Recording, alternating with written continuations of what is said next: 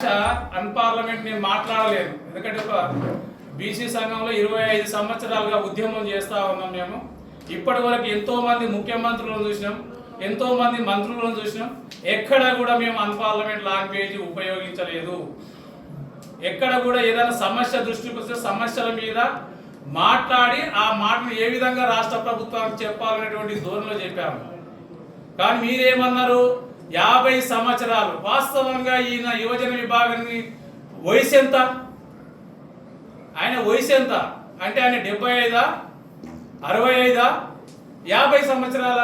పోని జక్కిడి ప్రభాకర్ రెడ్డి గారి వయసు ఎంత ఒకవేళ వేసుకుంటే? అంటే 50 సంవత్సరాలు పార్టీ కోసం జెండా మోషన్ అంటున్నారు కదా.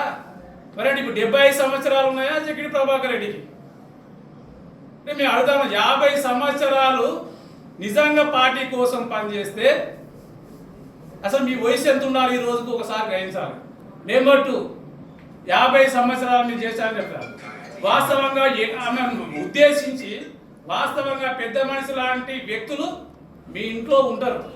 మీ అమ్మమ్మ వయసు, మీ నాయనమ్మ వయసు ఉంటుంది.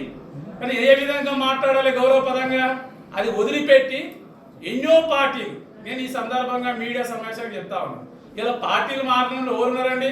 కాంగ్రెస్ పార్టీలో తీయండి ఈరోజు, ముఖ్యమంత్రి నుంచి మంత్రుల వరకు తీయండి ఈరోజు. ముఖ్యమంత్రి ఎన్ని పార్టీలు మారారు? తర్వాత ఉన్నటువంటి ఇలా పొంగులేసి శ్రీనివాస్ రెడ్డి ఏ పార్టీలోకి వెళ్ళి వచ్చిండు? ఇలా జూపల్లి కృష్ణారావు ఏ పార్టీలోకి వచ్చిండు? పోని ఎల్బీ నగర్ నియోజకవర్గమే తీసుకుందాం. ఈరోజు మంచిరెడ్డి కిషన్ రెడ్డి ఏ పార్టీలో ఉండే? టీడీపీలో ఉండే, ఇలా బీఆర్ఎస్. తీగల కృష్ణారెడ్డి టీడీపీలో ఉండే, ఇలా బీఆర్ఎస్. ఇవాళ సుధీర్ రెడ్డి గారు గతంలో ఏ పార్టీలో ఉండే? కాంగ్రెస్ ఉండే, ఇలా బీఆర్ఎస్. ఈ రోజు చూసుకుంటే చేవెళ్ళ సబితా ఇంద్రారెడ్డి ఆ రోజు టీడీపీ, తర్వాత చూసుకుంటే కాంగ్రెస్, ఇప్పుడు బీఆర్ఎస్. అంటే నేను ఏం చెప్తా ఉండే, ఒక ఎల్బీ నగర్ నియోజకవర్గం ఈ రోజు కూడా బీజేపీ నాయకత్వం రంగారెడ్డి గారు టీడీపీలో ఉండే, ఇలా బీజేపీ. ఇలా ఇక్కడ ప్రాతినిధ్యం వహిస్తున్నటువంటి కార్పొరేటర్లను తీసుకోండి. గతంలో వాళ్ళందరూ కూడా టీడీపీ నుంచి గెలిచినటువంటి వాళ్ళు, తర్వాత బీఆర్ఎస్ నుంచి గెలిచినటువంటి వాళ్ళు, మళ్ళీ మొన్న బీజేపీ నుంచి అదే గెలిచినటువంటి వాళ్ళు. అంటే మీరు మాట అంటే ఓసీ సామాజిక వర్గానికి సంబంధించినటువంటి వ్యక్తులు పార్టీలు మారితే రాత్రికి రాత్రి చొక్కాల మీద, ఇప్పుడు మీ చొక్కా మార్చినట్టుగా పార్టీ కండవలు మారితే తప్పు లేదు. కానీ బీసీలు మాత్రం పార్టీలు మారొద్దు. అంటే బీసీలకు మాత్రం ఆత్మగౌరవం లేదా? అంటే రెడ్డిలకు ఒక ఆత్మగౌరవం, వయసులకు ఒకటి, బ్రాహ్మణులకు ఒకటి, చౌదరులకు ఒకటి, మరి ఎస్సీలకు ఒకటి, ఎస్టీలకు ఒకటి, బీసీలకు ఒకటి ఉంటుందా ఆత్మగౌరవం? ఎవరికైనా ఒకటే కదా ఈ రాష్ట్రంలో కానీ దేశంలో కానీ. అంటే ఇలాంటి మీరు చౌకబారు మాటలు మాట్లాడుతూ ఈ విధంగా చేస్తూ, నిజంగా నేను ఈ యొక్క ఎల్బీ నగర్లో నేనే ఐకాన్ అంటే ఎల్బీ నగర్లో ఇంకెవరు లీడర్ లేరా? ఎవరు చేయలేరా? అంటే ఇక్కడ ఎమ్మెల్యే స్థాయి నాయకులు లేరా? ఏమంటావు? ముఖ్యమంత్రి రాహుల్ గాంధీ గారికి చెప్పుకోండి, ముఖ్యమంత్రి రేవంత్ రెడ్డికి చెప్పుకోండి, పిసిసి అధ్యక్షుడికి చెప్పుకోండి, లేకపోతే ఇక్కడ ఉన్నటువంటి ప్రాతినిధ్యం వహిస్తున్నటువంటి అన్నగారికి ఎమ్మెల్యే పోటీ చేసినటువంటి మధ్యాస్ గౌడ్ గారికి చెప్పుకోండి. ఎవరేం చెప్పినా నన్ను ఏం పీకలేరు, నేనే ఇక్కడ హీరో అని చెప్తాను. మరి ఎందుకయ్యా? నీకంతా ఉన్నప్పుడు పార్టీ రిజైన్ చేసి పార్టీ పెట్టుకొని, కొత్త పార్టీ పెట్టుకొని దానికి నువ్వే అధ్యక్షుడే ఉండి నువ్వే పోటీ చేయి. ఎవరు వద్దన్నారు?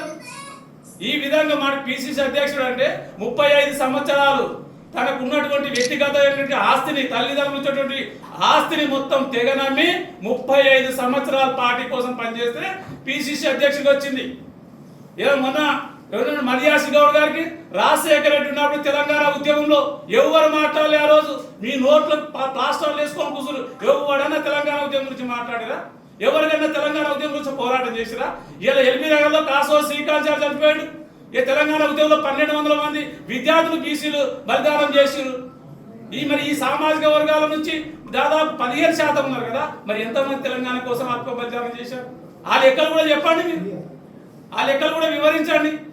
ఇప్పుడు యువజన విభాగంలో కూడా దాదాపు ఇప్పటి వరకు చాలా మంది పార్టీలో తమ జీవితం కూడా విద్యార్థి చేసిన నుంచి యువత పోయి ఇలా ముసలోళ్ళు అయినా కూడా వాళ్ళకు పార్టీలో పదవులు లేవు. మరి నీకు వచ్చిందే?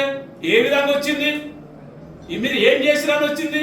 పార్టీ కోసం నిజంగా పనిచేస్తే మరి ఇక్కడ ఉన్న వ్యక్తి ఎందుకు ఓడిపోయిండు? ఒకసారి గమనించాలి కదా. ఇవన్నీ మాట్లాడి ఈరోజు మేము ఒకటే డిమాండ్ చేస్తా ఉన్నాం, రాష్ట్ర ప్రభుత్వానికి, రాష్ట్ర ముఖ్యమంత్రి గారికి ఒకటే విజ్ఞప్తి చేస్తా ఉన్నాం. మొన్న పిసిసి అధ్యక్షుని మీద ఒక బిగ్ టీవీలో ఇదే కథనాలు చేశారు. ఈ రోజు ఈశ్వరమ్మ మీద కూడా ఇదే కథనాలు చేసేసేసి, అంటే బీసీలకు ఏదైనా పదవులు వచ్చినా, ఈ రోజు ముఖ్యమంత్రి దగ్గర పదవులు ఉన్నాయి, 4 మంత్రి పదవులు ఉన్నాయి, దాని గురించి ఎవరు మాట్లాడరు?